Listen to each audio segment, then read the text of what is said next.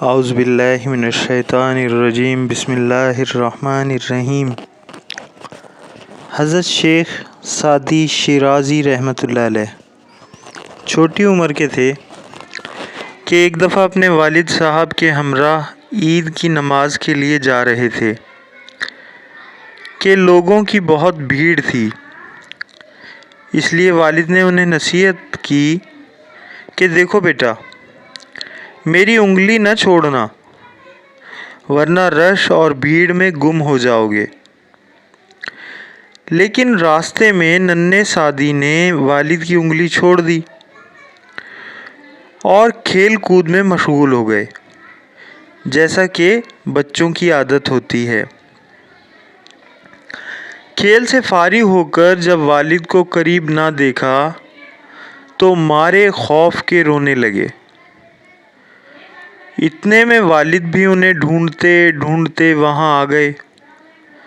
کان کھینچتے ہوئے جھڑک کر فرمایا کہ نا سمجھ بچے، میں نے تمہیں کہا نہیں تھا کہ میری انگلی مضبوطی سے پکڑے رکھنا، لیکن تم نے دھیان نہیں کیا اور میرا کہا نہ مانا اور پریشانی ہوئی۔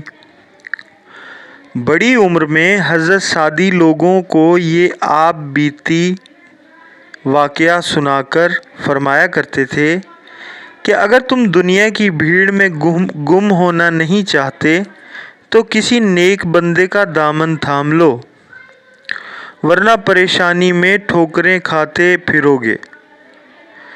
جو بزرگوں کا دامن چھوڑ دیتا ہے وہ یوں ہی بھٹکتا پھرتا ہے۔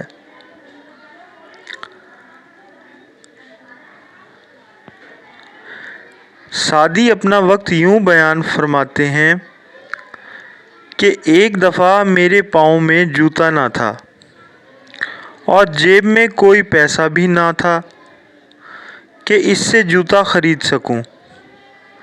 ننگے پاؤں جا رہا تھا اور دل ہی دل میں کہہ رہا تھا کہ خدا نے میرے نصیب کتنے خراب بنائے ہیں۔ اسی حالت میں چلتے چلتے کوفہ کی جامع مسجد میں جا پہنچا۔ وہاں ایک آدمی کو دیکھا جس کے پاؤں ہی نہ تھے۔ میں فوراً خدا کے حضور سجدے میں گر گیا اور خدا کا شکر ادا کیا کہ جوتا نہ سہی، خدا تعالیٰ نے مجھے پاؤں تو دے رکھے ہیں۔ اپنے بچپن کا ایک اور واقعہ شیخ سعدی کچھ اس طرح بیان فرماتے ہیں کہ ایک شب کو میں اپنے والد صاحب کے ساتھ مسجد میں گیا۔ میرے والد ساری رات وہاں عبادت کرتے رہے، ان کے ساتھ میں بھی نماز میں مشغول ہو گیا۔ ہمارے نزدیک چند آدمی گہری نیند سو رہے تھے۔ میں نے والد سے کہا کہ یہ لوگ ایسے سو رہے ہیں جیسے مر گئے ہوں۔ کسی نے نماز پڑھی اور نہ دعا کی۔ والد نے کہا، بیٹے، اگر تو بھی نوافل نہ پڑھتا، باقی ذکر نہ کرتا اور ان لوگوں کی طرح سو جاتا تو اس سے بہتر ہوتا کہ تو ان کی برائی بیان کر رہا ہے، یعنی غیبت کر رہا ہے۔ کتاب بوستان میں شیخ سعدی نے ایک حکایت لکھی ہے کہ ایک مرتبہ کسی شہزادے کا قیمتی لال گم ہو گیا۔ شب کے وقت کسی جگہ گر گیا۔ اس نے حکم دیا کہ اس مقام کی تمام کنکریاں اٹھا کر جمع کریں۔ اس کا سبب پوچھا تو شہزادے نے کہا کہ اگر چھانٹ کر کنکریاں جمع کی جائیں تو ممکن ہے کہ لال ان میں نہ آئے، اور جب ساری کنکریاں اٹھائی جائیں گی تو ان میں لال ضرور آئے گا۔ لوگوں نے شہزادے کے حکم پر عمل کیا تو لال مل گیا۔ کسی نے اس حکایت کا ترجمہ خوب کیا ہے۔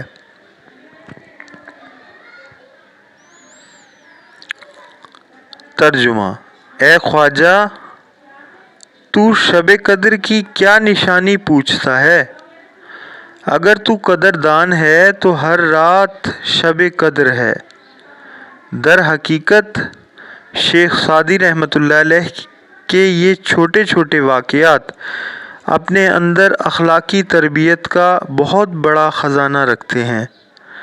ہمیں یہ سبق ملتا ہے کہ ہم سب کو غیبت جیسے گناہ کبیرہ اور خدا تعالیٰ کی بے شمار نعمتوں کی ناشکری سے بچنا چاہیے اور اپنے بڑے بزرگوں کی باتوں پر عمل کرنا چاہیے۔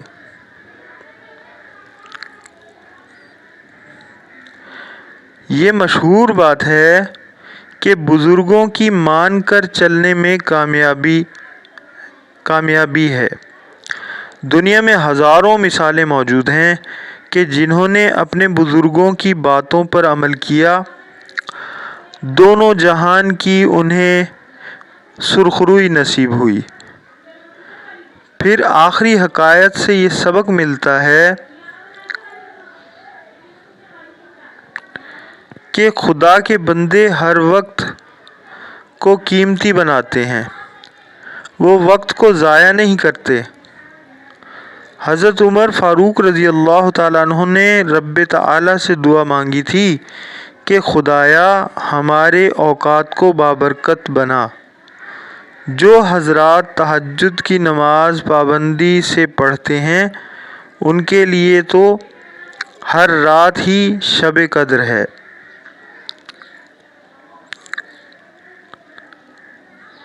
سبحان اللہ۔